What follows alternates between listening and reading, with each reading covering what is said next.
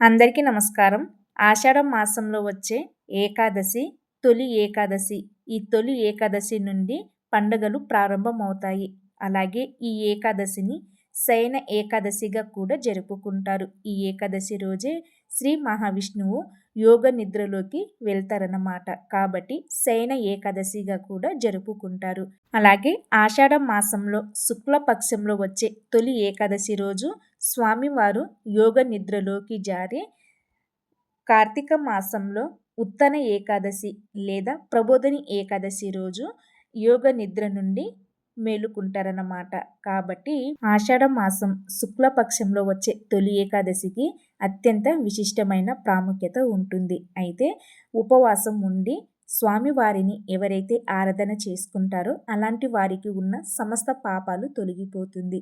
అయితే ఏకాదశి తిథి ప్రారంభం వచ్చేసి జూలై 24వ తారీఖు శుక్రవారం ఉదయం 10:07 నుండి ఏకాదశి తిథి ప్రారంభమయ్యి జూలై 25వ తారీఖు ఉదయం 11:40 వరకు ఏకాదశి తిథి ఉంటుంది. కాబట్టి శనివారం రోజు తొలి ఏకాదశి పండుగను జరుపుకోవాలండి.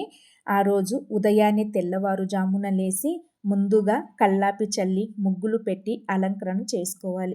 అలాగే తల స్నానం చేసి ఇంటిని, పూజ గదిని, అలాగే తులసి కోటను శుభ్రం చేసి పసుపుతో అలికి బియ్యం పిండితో ముగ్గులు పెట్టి అందంగా అలంకరణ చేసుకోవాలి. వీలైతే ఇంటి సింహద్వారాన్ని కూడా పసుపుతో అలికి అందంగా అలంకరణ చేసుకోవాలండి. తర్వాత పూజ గదిలో వచ్చి ఒక పీట ఏర్పాటు చేసి ఆ పీటను పసుపుతో అలికి శంఖచక్ర నామాలు పెట్టి అందంగా అలంకరణ చేసుకోవాలి. తర్వాత పసుపు పచ్చ వస్త్రాన్ని పరిచి దానిపైన కొద్దిగా బియ్యం పోసి పసుపు కుంకుమ వేసి ఆ బియ్యం పైన లక్ష్మీనారాయణ సమేతంగా ఉన్న చిత్రపటం లేదంటే విష్ణుమూర్తి చిత్రపటాన్ని విగ్రహంతో పాటు లక్ష్మీదేవి విగ్రహం కనుక ఉంటే ఈ విధంగా పెట్టి అలంకరణ చేసుకోవాలండి. అలాగే చిత్రపటాన్ని పసుపు పచ్చ పువ్వులతో అందంగా అలంకరించి ఈరోజు బియ్యం పిండి దీపాలు ఖచ్చితంగా వెలిగించాలండి.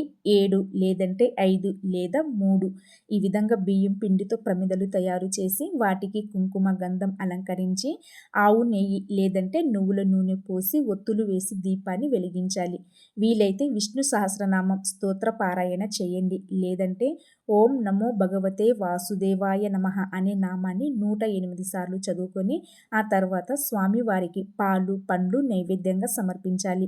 అలాగే తొలి ఏకాదశి సందర్భంగా పేలల పిండితో నైవేద్యం చేసి స్వామివారికి సమర్పించిన తర్వాత ఇంట్లో ఉన్న వారందరూ ప్రసాదంగా స్వీకరించాలి. వీడియో నచ్చినట్లయితే లైక్ చేసి షేర్ చేయండి.